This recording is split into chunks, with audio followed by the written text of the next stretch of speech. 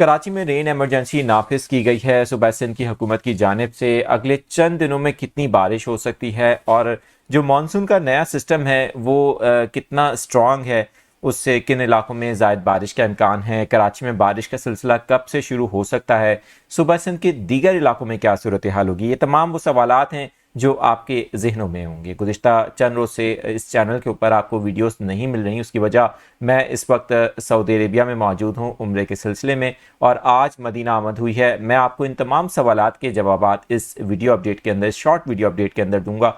मेरा नाम आदिल अजीज़ खानज़ादा है और आप देख रहे हैं न्यूज़ 24/7 उर्दू।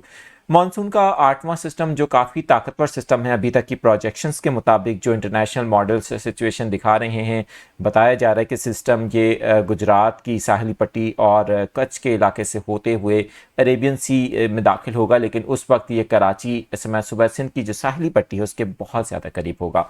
इस दौरान क्या सूरत हाल हो सकती है, आपको मज़ीद भी कुछ अपडेट्स बताएंगे।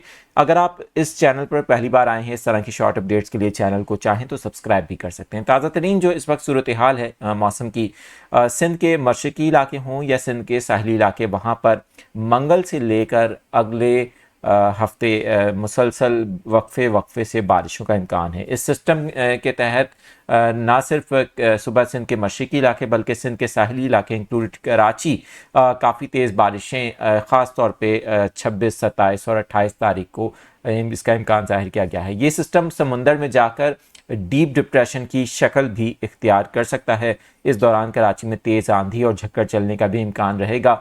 सिस्टम की जो शिद्दत है और इसकी जो प्रोजेक्शंस मज़ीद आ रही हैं, इसमें मज़ीद नई अपडेट्स भी आती रहेंगी। इससे मुतालिक आपको हम अपने वेदर के मेन चैनल ताज़ा वेदर अपडेट और न्यूज़ 24/7 उर्दू पर भी आगाह करते रहेंगे।